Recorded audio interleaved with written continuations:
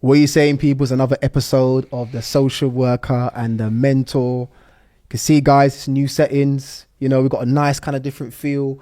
Just to say, everyone, thank you very much for following the podcast that me and Rob are doing. I mean, if you guys haven't done it yet, you should see, you know, you like, subscribe, and you share. We're on TikTok, we're on Instagram, we're on YouTube. As me and Rob would normally say, we're not charging any of you guys, yeah? So just make sure you like, subscribe, and share. And if you do want to come on as a guest, just email the socialworkermentor@gmail.com. Right. Today, guys, I'm not going to lie, bro. This is well overdue. Yeah, this is well overdue. Yeah, but I thought it'd be important for you to come on today. But before actually I get started, bro, introduce yourself. My name is Sean Buchanan. I represent Equal Start, unincorporated community interest company. What inspired me to start it off is obviously gender equality amongst social service caseworkers with clients, gender discrimination in terms of society in general, education for young people and needs out of work, education, employment and training, and then the general social justice issues, which I'm trying to formulate in order to grow it and grow awareness and bring a bit of parity between men and women throughout all life, at all institutions, all workspaces. Well, Sean, do you know what's so mad, yeah? Do you know when I first saw your page, I'll be real, I actually thought you hated social workers. No. I thought, but can you see the reason why? Yeah, of course, yeah, can you see the reason why? Yeah, because obviously I was like, rah, is this man coming for social workers? But then I saw kind of like what you were doing, and I kind of wanted to kind of actually ask you, so what kind of inspired you to kind of start Equal Start? What does it mean for you in terms of Equal Start?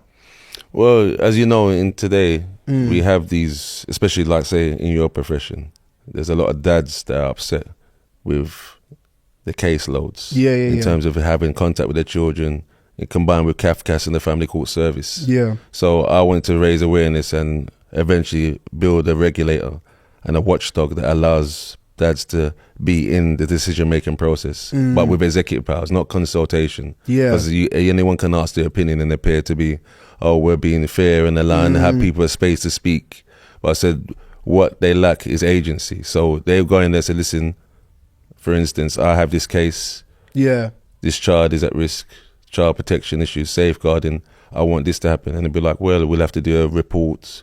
We'll have to speak to the mother. Yeah. And then what I've noticed from my campaigning efforts and activism, they turn around, they produce this evidence, ocular proof, recorded proof, proof of parental responsibility, yet they're still marginalised. Yeah. And that's what a lot of gripes, not just, to be fair, not just men, but alienated non-resident parents, like mothers, that have had their children taken away as well. The rumours around the forced adoption agencies, the care homes. Yeah. So I've tried to combine the people that I can work with in terms of values and systems to have said, look, why don't we work together? Because if we have this infighting between the genders, like, you know, this thing about misogyny, misandry, mums are more a victim of being abused or the child taken away. Dad's saying I've been pushed out of the home and I can't get contact. So that's what made me want to amalgamate it into like the Equal Start setting. But what's been your experiences of working with social workers or with like the you know, the parents and fathers that you've worked with? What have they actually been saying to you about social workers? Do they feel that at times we make poor decisions, there's poor judgments, or are they aware that actually there's also limitations for us in terms of what we can do on the ground? Now, to be fair, with dads in particular, is usually when it goes to the family court arena and the Section 7 report is drafted and submitted, they're saying that they don't take into consideration what they want and how they want to have contact in the future. Yeah. They said mothers, or resident mothers, they said they make a lot of false allegations.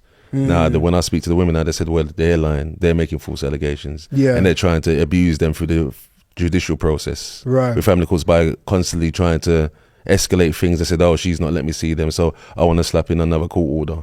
Prohibitive steps. They keep doing that, and they said that even though they mediate with them and said, all right, we'll agree to this, and they said as soon as they don't get away or they miss say one contact session or they can't get the one weekend, they say no, they're threatening with the court again, which I can understand. I've seen men do that as well. So a lot of it in terms of what you're saying, that the fathers feel ostracized, and I think what you've mentioned is it's a fair point, because I mean recently we've got this kind of bulletins called community care.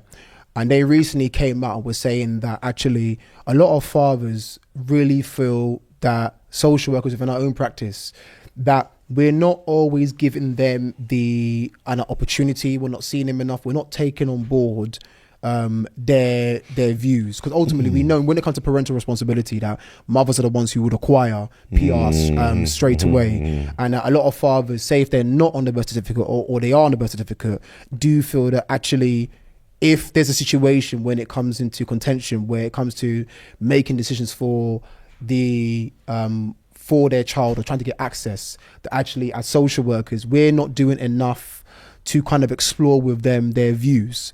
So would you say that kind of like that is still something that's ongoing? Because I know for the social profession it's something that obviously I'm regularly hearing, and I'm not going to be here and say I dismiss it, because when I've tried to work with a lot of parents, and like I said, I've done a lot of Section 7s in the past as a social worker, so I always kind of make sure that I need to have that balance. I do always need to make sure that I do speak with the father, but do you still feel there's a lot of gaps? And if there are gaps, what can social workers do better to kind of make sure that fathers or even mothers who feel ostracized are not ostracized anymore?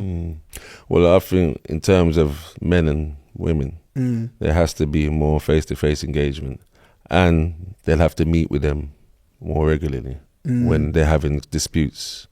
That's what I think should be done. In terms of the family court, they should come out and represent, and when they want amendments done to the actual reporting in terms of what's gone on previously, the historical needs to be laid out before the judge. Right. Because at the moment, I notice what they do, they omit certain evidence from what I've seen in the Section 7 reports, and then obviously it leads to complaints. And then the complaints is pressed, and they're not allowed to complain while the court proceedings are going on. Because it's still ongoing, isn't it? Until the proceedings are concluded. You will know better than this with me. Is it like the corporate complaints process, and then what's the other one? So normally, obviously, if the thing is, right, so if normally parents, obviously the corporate one is through the local authority where they can go and make those complaints. And obviously, as a local authority, you have like your stage, obviously, your stage 1, your stage 2, your stage 3. Your stage 1 goes to the team manager, so it would go to like myself to respond. If say the parent is not happy with that response, you go to stage 2, that goes to service manager. Stage 3 is the director, and the stage 4 is like the counsellor. So you've got obviously those complaints there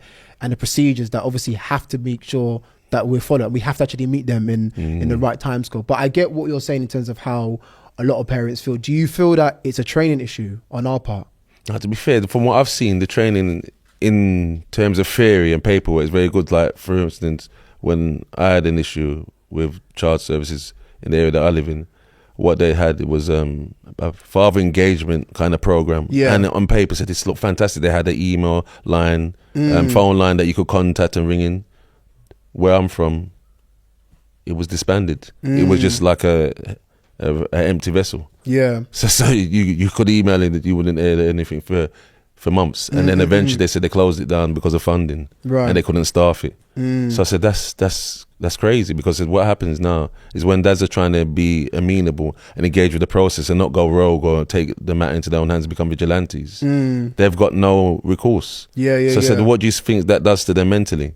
The same with the mothers when it comes to forced adoption, because at first I thought that was like a myth, and then when I looked in and said, yeah, look, Sean, I've had these problems that don't meet the thresholds that you say in terms of, was it the threshold for care proceedings? When they have where the children come in and they say, oh look, jeopardizing their safety, safeguarding issues, child protection, neglect, abuse, being able to look after them, feed them, things like that.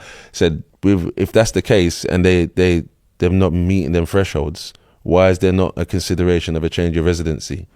Why is it always, we need to support the mothers through it, but then the dads, they said, no, we're not going to do that. It's very gynocentric, and that's what leads to the disparities. And then with the forced adoption, some mums that are reasonable, like I told you before we came on, is that there's one woman that would have these kind of issues, like around maybe they've actually dropped them, they've rolled off the beds, but because they're young, under 5, they start scrutinise them more heavily than say older children. And then they turn around and said, listen, we're just going to take this child. One will say, oh, we'll take this child, and you go to another local authority and they say, no, that's fine, that doesn't meet the threshold. It's like a Premier League referee.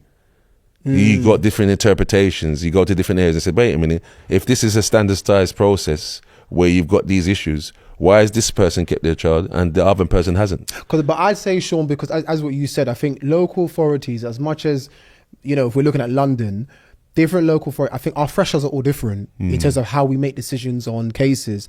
I'd say some local authorities, you might have a case and they might go and say, you know what, actually that child needs to be on child protection. Other local authority might go and say, you know what, well, we've done a child and family assessment, that's fine. I think, as you said, is different kind of interpretation. And also cases, how they're worked, they are very, very much different, you know, individual cases.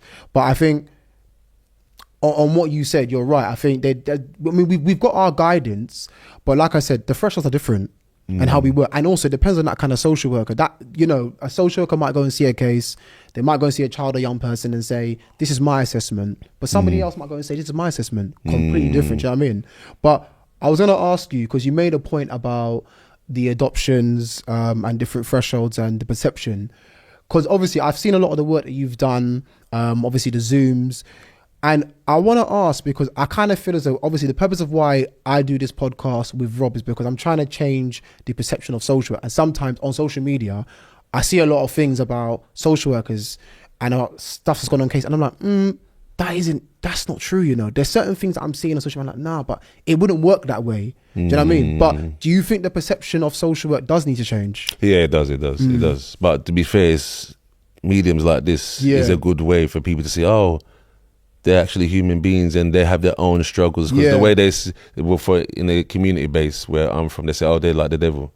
It's like talking to the police. But why though? You don't think they want to take away your children. But why though? Even though, you know, statistically, it's very rare that children are moved out of the home.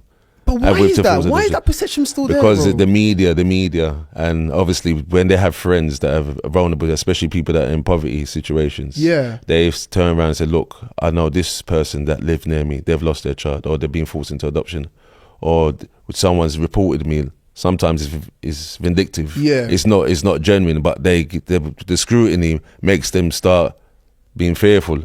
For example, I know one lady that someone must have had a falling out with a neighbour. And she said, oh, she's leaving rubbish and complaining to the housing association. And because she saw that she's had a couple of episodes when arguing the partner, or she's telling the kids off, like barking at them, shouting at them. She made a malicious referral. She went a malicious referral. And they said, and then the scrutiny that comes in, you'd have thought they were Jimmy Savile. Or thinking, what's going on, or they're Mara Hindley. So when they see this now, I said, oh, we're coming here, what are you doing? Your place is unclean. Oh, you know what, we might have to take this further, because you have the multiple agency. So they go and then say, we're going to kick it up further up the process, and then like, oh my Lord, and then they're doing referrals, coming in and reporting, they're questioning your parent, snooping, looking on you. So they're thinking, no, this is what they do, and this is what their purpose, that's why they were made.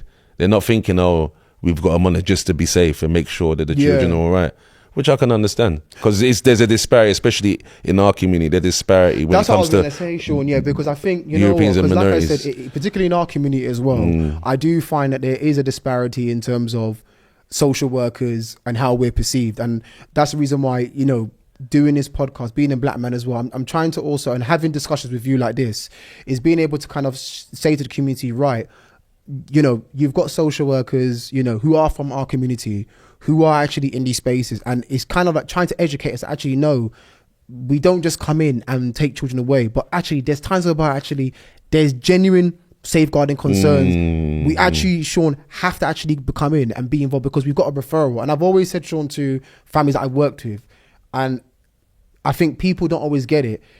We, Sean, as social services, we are a response organization, so the referrals, Sean, we get the referrals. Unless I'm told about a safeguarding concern about a child or young person, I'm not coming in to come and do any form of assessment whatsoever.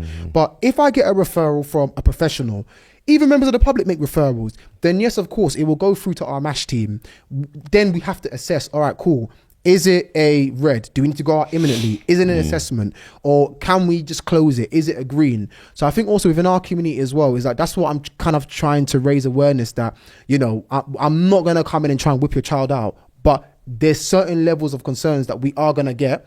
We get those referrals, we have to act on it. You see my point? So I think with you, I think the work that you're doing is really, really good. And I think one thing that does need to happen as well is that I think you offer training to social workers, isn't it? No, I've been through to see the research I've done over the years. and obviously some of the social workers that I know that are friendly with me, that we talk behind the scenes. Yeah.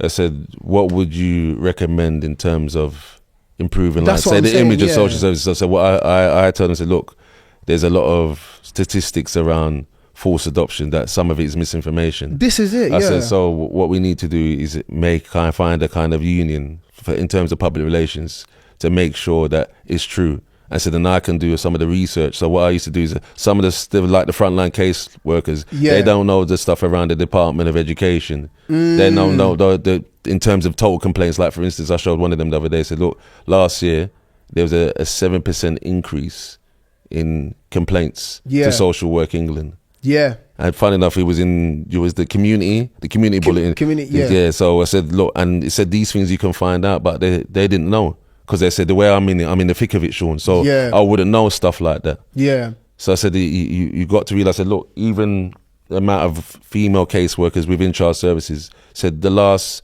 numbers they said 81% of them were women. So I said, look, that means 19% are men. So I said, you get this disparity, and then obviously dads question whether it's impartial when they're being investigated. Yeah, so this is where you get so what I'm doing is showing them that kind of research, statistical information, studies around, the National Institute for Medicine, where they talk about, well, to be fair, infanticide, children homicide, like in terms of, like, say, baby P, Logan Mwangi, things like that. So I said, these things, I said, you got to realize these are not like a one in a few thousand of cases. This happens more frequent than you think, but because they're not looking at that research part, and in terms of peer reviewed as well, because some of the advocacy research, there's small data sets, and they're only a small number across samples, so they'll say 80% and there'll be only like 20 people. So I said, that's not a representative of the whole UK. So I said, what I do, I go to the National Audit Office, the Department of Education, Ministry of Justice, and obviously because of the stuff around racial discrimination as well, I get asked to go to the Equalities Commission and things like that. So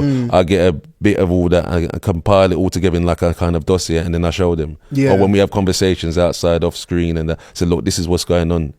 This is what you got to understand. This is why people are suspicious. And people, the public side, look, they say child services ain't good, and then obviously when you have the complaints, and then they see local authorities being put into commissions, and and Ofsted said, they're inadequate. They're thinking, see, so no wonder why I can't see my children. No wonder why I can't have contact. Or where the mums will say, this is why they keep abusing me, because they know these are the issues, and they keep trying to drag me for the family courts, and they're not keeping the end of the bargain. They're not really being responsible dads. They're just trying to have a power trip. Find a middle ground, because I remember, you know what, there was somebody on TikTok, and they said that there needs to be some, you mentioned public relations, that there needs to be some kind of like space where, I can't remember who the person was, but mentioned that how it needs to be a space where like social workers can meet with members of the public to have open conversations, because you're right, I think there's a lot of kind of them and us between social workers and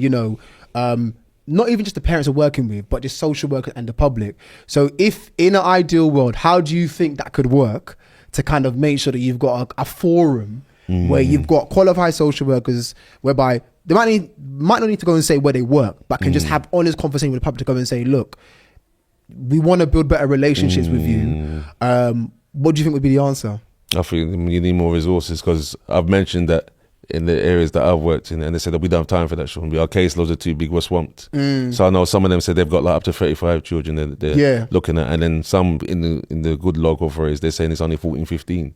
So I said, why don't the ones with they only got 14, 15 caseloads in their spare time, like what you're doing, come out and meet with parents, interact with them, tell them this is the thresholds, well, maybe you're interpreting it wrong, show them how to navigate the system, because some of them, they're green. So they only know the basics, they don't know, but they don't know how to interact in terms of reporting. They said, "Oh, look, where can I bring my concerns when it doesn't go down the corporate structure?" They said, and a lot of them said, "Oh, well, just go family court," and then obviously it escalates, and then it becomes conflict. When you have them kind of disputes, it's adversarial. The family court setting. So I said there needs to be more mediation organisations as well. To be in the middle, but I do think you need a watchdog, though, with, as I said, with the agencies where somebody you've got who's people, independent. and they've got veto powers. Like, say, in terms of, said, we wanted your worst cases, the serious case review, as you said, and there should be people that are parents, members of the public, should be allowed to sit in and have veto powers. because when there's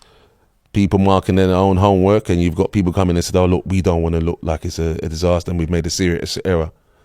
But I think the thing is, Sean, with that, when it comes to serious case review, I know what you're saying, but we have to, because obviously we have to look at ourselves to look at what mistakes did we make that led to serious case review. You see my point? Because I think, Sean, obviously, even with that, I think a lot of people, there's a lot of kind of like, it's always on the social worker. And yes, like I take on board sometimes that, yes, there's missed opportunities to be able to go and safeguard that child and young person. But I guess from what you're saying, you're right.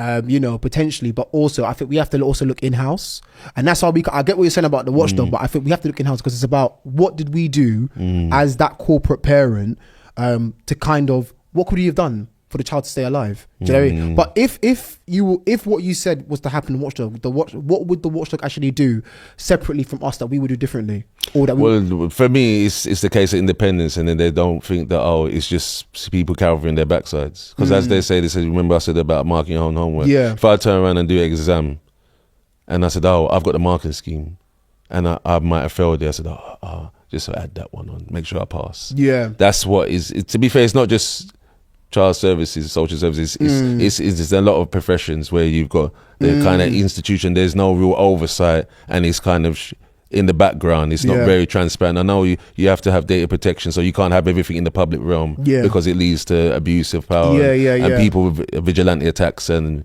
unnecessary criticism and then malicious misinformation to destabilize people. I can understand that, but there needs to be a better balance. And for me, there has to be an independent regulator chaired by the people for the people, and there has to be a watchdog with veto powers. Obviously, they get training. So it's not just making a thing of an opinion and like, oh, I feel like it's true. I feel that's wrong. They're doing it. It's got to be according to a structure.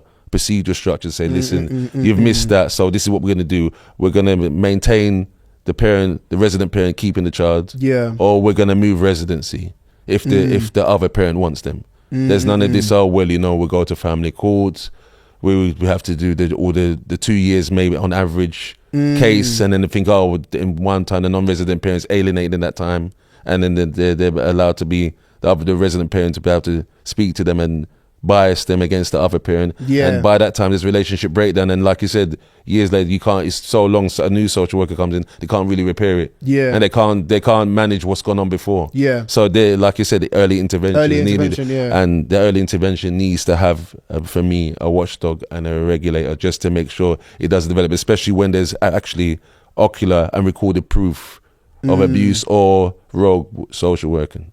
You know what? I'm glad you mentioned that, because I want to ask you, when I was kind of like listening to you a lot, and I know you do a lot of Zooms, you mentioned a lot about rogue social workers. So if you could define what, in your view, is a rogue social worker? One that lie or they doctor reports in order to favour a narrative rather than reporting on factual events. And have a lot of parents that you've worked with, have they come to you and said to you, of course, Sean, you know what, actually there's a lot of rogue and corrupt social workers, like what have they said to you? Because you know what, like for the people, like, you know, like it's this podcast is important, because I'm not going to be oblivious to go and say that I haven't heard this, but I think it's important that we talk about where there's bad practice.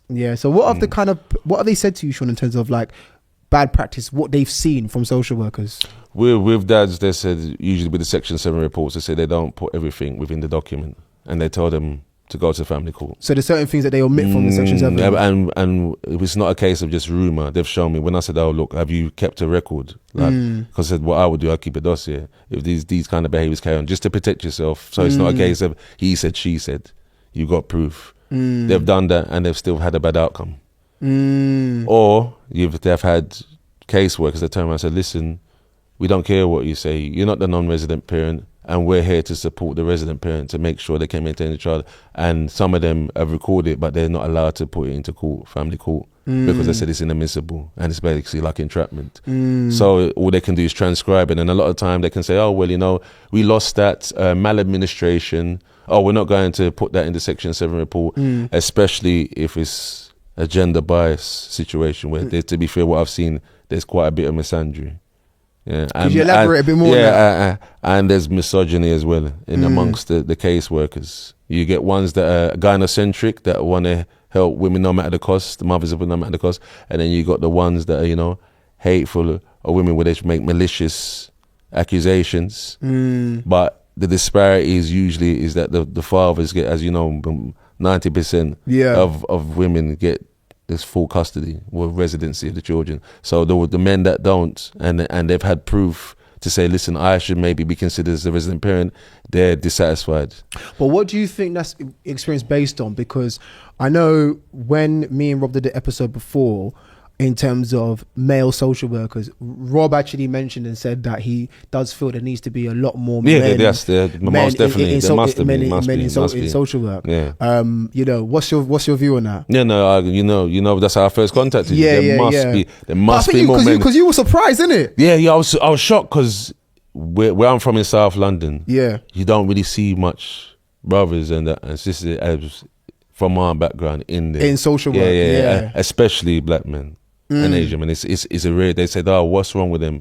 Why do you think enough of us don't come to social work?" To be fair, the accusations, because you know some of them said, "Oh, they've gone in there and they're basically trying to do a Jimmy Savile." Right. And they think that's why they want contact with vulnerable children, vulnerable women. That's the perception. It's like with child minding, a male child minder? No. Or a male nanny? Well, why would they do that? Well, it's that cultural. To be fair, it's a cultural level. We need to change the culture around that. Just like we have women in construction now and being soldiers and police. So there needs to be that. I said, especially their safeguarding, because you do realize that most men don't engage in these kind of activities. It said even though they put it on the news and try to make it like their lecture, they're always around the corner, they're always watching. Said there's a lot that don't even pay any attention to all that or not in that at all. I said then what happens? He said if you want to be rescued, it's mostly likely going to be a fireman or a policeman. You see, when you want something sorted out to be saved, it's usually us that think. So I said, that's not the case. It's a small minority of a small minority. They don't even make up 1% of their population. There's 70 million roughly from the last census in the UK. So I said, the amount that they've portrayed to you in the media and the press is like 1% of the 1%. So I said, then how can you then say, oh, well, he must be basically an offender or molester, or why would they want to come into it? There must be a closet abuser and they're trying to get access to vulnerable people. So that's not the case. That's not the case. I said, and obviously we need to get better with safeguard and protection and watching people. But I said, I know it does happen. And it obviously it's terrible. So obviously I've campaigned for things like that as well. I'm vicious against them kind of things. And do you think having more kind of men in social work, do you think that would kind of change a bit more the perception? Do you think it might, I don't know, like, do you think that would help in terms of practice? To be fair, it's hard to say without it actually doing it, but I think you've got more of a chance. It's like, you know, with the police where they said, oh look, we need more black people in the force, but then they say they end up being like a Kemi Badenoch. That's right. Or they become token. And they're only there to represent, to appear to be fair, but they're not really fair. They represent the system. But I said, but you got more opportunity. It's don't guarantee anything, but there's more opportunity that you get a fairer deal. So look, like when I came across you, I'd never seen someone like you talking about positive social things, and even though you get the criticism, you don't get all in your feelings of like, I don't want to hear you. You're talking rubbish. I'm with the system all the way because you don't know what you're doing as parents. Because it's important that I'm open and honest about the fact that, because being a social worker, doing this job for it'll be 11 years next year, I have to be open and honest about the good and the bad. I can't, there's good social work, there's also bad social work, and there's systemic issues that happen within the system. So, it's about me having that balance. And that's the reason why it's important that, we have these conversations, which is why it's really good you're on here. Like, do you know what I mean? To kind of talk about the experiences, talk about the parents and what we can do actually better. Because, bro, I do want to change how social work is perceived. I really want to. Like, I don't want people to be thinking that, yes, we're coming in, we're doing this, we're doing that. There are good social workers out there who want to make proper changes. There really, really are, But I also want to ask you about your workshops, because I've seen you do your workshops as well. How's your workshops going? To be fair, they're up and down at the moment, because I'm doing more of the lobbying and the researching, the frontline services. It can be draining. So with the workshops that I was doing before, that I'm only do it every now and then now, is that when dads or non-resident mums had problems receiving their child into, say, for instance, child maintenance payments, I used to say, listen, these are your rights. If you have your children on this amount of days, this is how much you're supposed to pay. Right. Yeah. They said if you have issues where you can't get mediation, they said there's a way to escalate to the family court without having to go through the long process. Yeah. If there's serious safeguarding concerns, they said you don't have to always go through mediation. You can go straight to family court. It's more things like that. And obviously parents, in terms of parent responsibility, some men don't know about parent responsibility. Yeah. Like you have to be in this birth certificate. You see what I mean? They don't know about that. They just think, oh, it's my child. It's my right to see them. And then there's mums that they're not sure about what they should do in terms of when they want to move schools and things like that. In terms of the child benefit system and things like that, what they're entitled to in terms of tax credits. I thought that was a given. But there's a lot of people so that's what I do. So you know I kind of do infographics and give to them. You know what's so mad though? Because I think I don't know if you probably get it, but do you not get people's perception of you is like very different?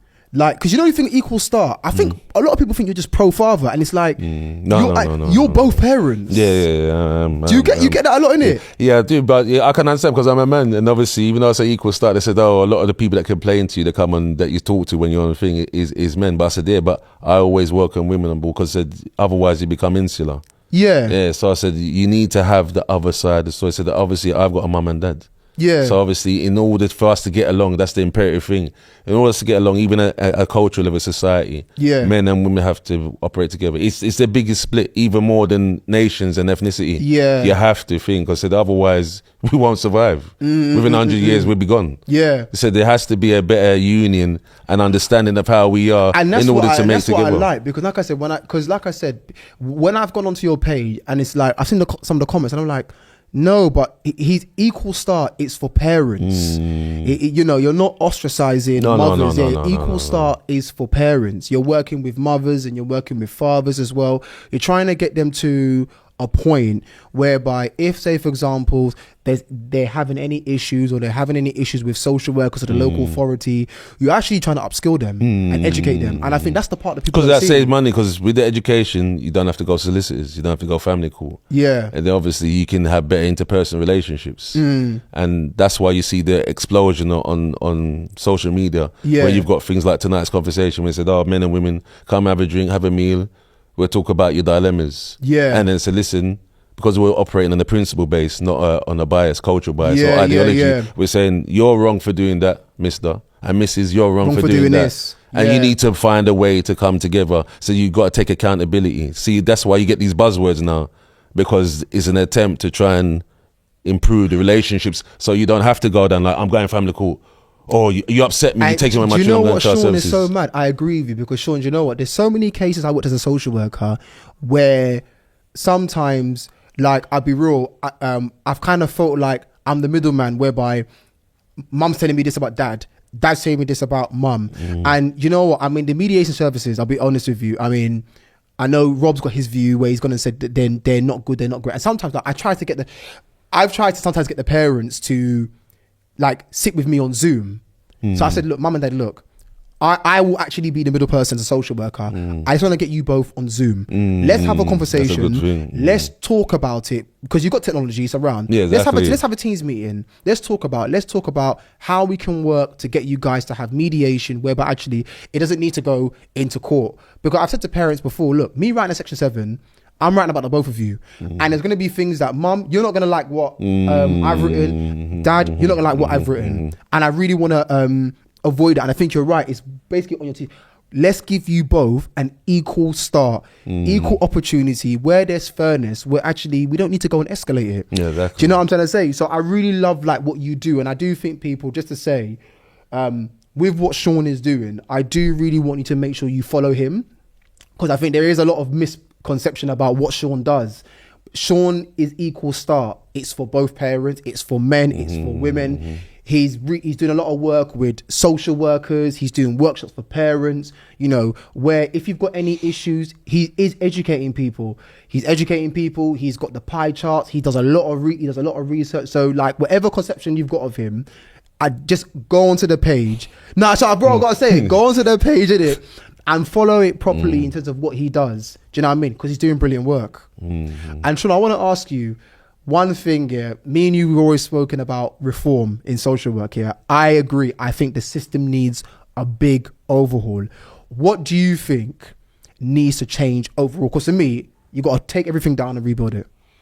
To be fair, when Social Work England came in, I thought that would be a better chance when I saw the policy framework. Yeah, because that's for us, you know. Yeah, but a lot of it is I think it's down to people, because you have this information and policies, documents, legislation around making sure things are better and better process, but then you get the privatization. You get things like when there's an economic downturn, they said, "Oh look, we got to take resources out. We can't. You're not a key service like say the NHS for physical illness, medical illness. You have economic reasons around work and practice. So I said, look, we need to increase our industries and our manufacturing exports. So they see that as key areas rather than parents not being able to manage their families. That's not, especially say right-wing politicians. They said that's not the function of the state to go in there and manage children and manage families. Michael said not every parent is going to be competent. Not every child is going to be good. So that's their attitudes. Yeah. They may not say that when they're on TV because they want the popular vote. Yeah. But that's their attitude when I've gone into these spaces and like, well, I had a regular said, why would you want to do that? He said, we can't make everybody competent. Everyone has different capacities. Sure. That's right, yeah. So I said, it's costing too much money and we've got more priorities like, defense spending. Yeah. Building new industries for the future so we can employ more people. Yeah. So they're more concerned with that. You see, maybe infrastructure projects, things that are going to create wealth and future. So that's what they say. So I said, these things we can cut back on, and then they try to say, oh, you know what? With technology, we can improve productivity within social services. I said, yeah, but you haven't.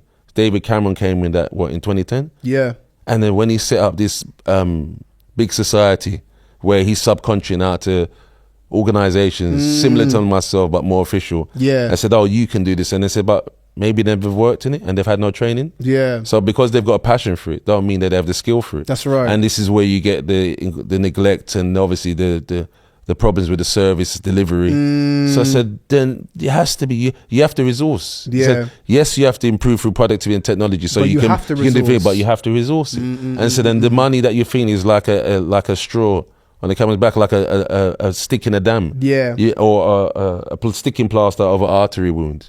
He said the plaster's not going to stop an artery gushing out. Well, sure, maybe you should go into social work, man. Yeah, nah. To be fair, I thought about it a few years ago. But I think, why didn't you go into it? Yeah, what is it? I got 2 kids at home, and I wouldn't want to be away from them in the evenings. No, I hear you. Because I've done the shift work and things like that. And, even some of the social works that I do now, I said, don't that put a strain on your relationship? You're doing that, and then you got to manage your own children and the emotional cost as well. No, I know. Yeah, my thing is more now the lobbying and research. Because I said I've done the frontline services for a few years. Because I remember when I used to work at Meta, and sometimes I'd be fixing a light in the ceiling, and the dad would be say, "Oh, Sean, I can't see my child," and that. I said, "Oh, I'm at work, It's so bad. My woman said, "This is take your mobile number off the infographics. Just have your email." And then I used to get one of my friends that used to volunteer for me when I was at work to answer the emails and that, and like send out the infographics, basic stuff of that, that you can get on the UK Gov website. But I used to design it up a bit better so it's easier to read and not so wordy,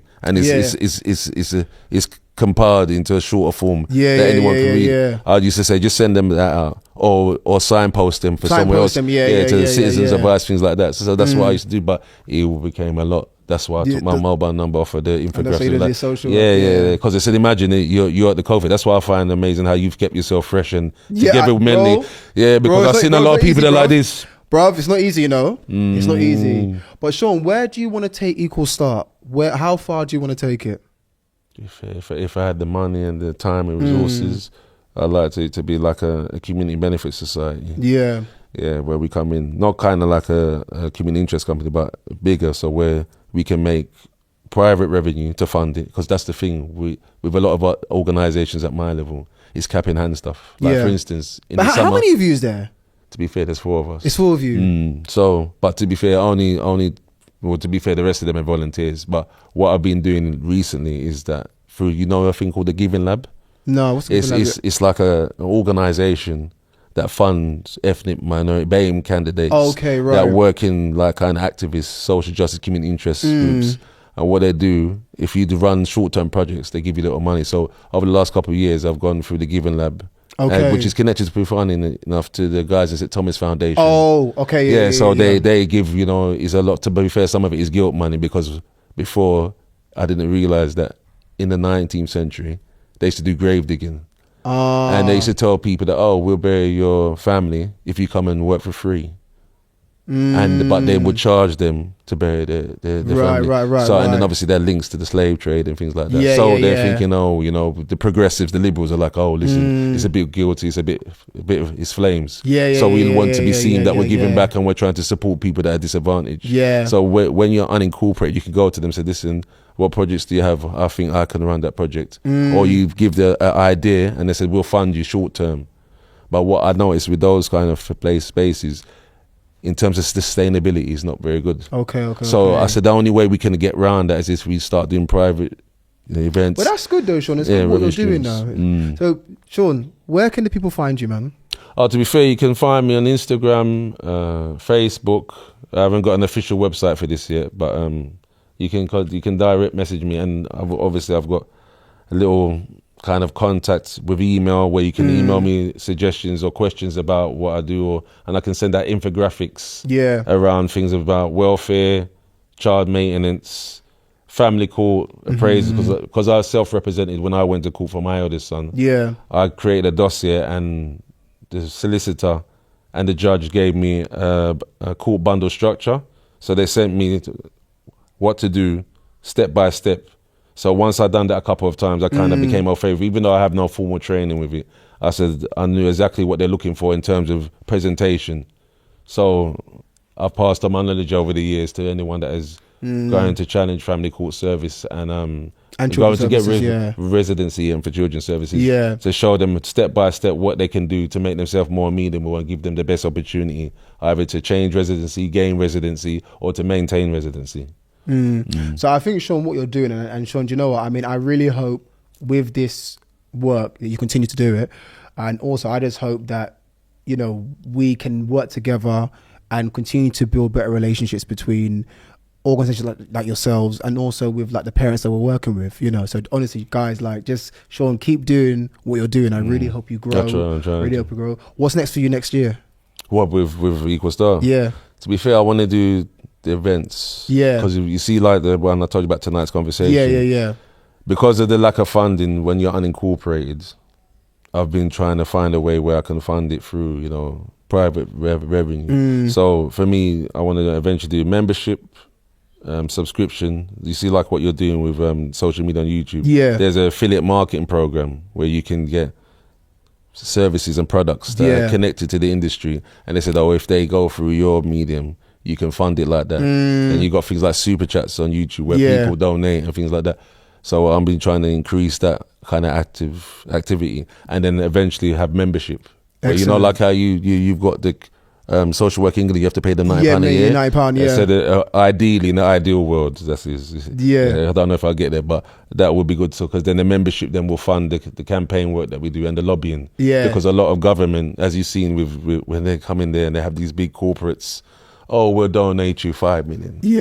And, you know, favourable policies, even though they won't say it publicly, it's favourable policies. And said, oh, no, it's impartial just to support them. But I said, why are you doing that? We even see the 5 million even. You know what I'm saying? We even see the 5 million. You know what I'm saying? So that's as a community, that's what we need to do.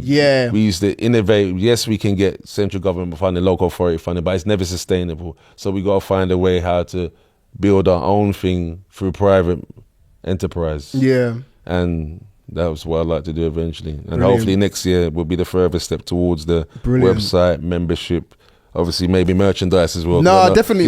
So sending the merchandise, because at the moment I give it away for free. 100%. And obviously collaboration, partnerships with people like you yourself. That's what I'm saying. Because then that way we don't have to go to anyone, we can self-finance. And talk and just continue to talk, innit? You know what I'm saying? So, but Sean, I want to thank you so much for coming on. Like, today has been brilliant, you know. Like, this has been so like a year overdue,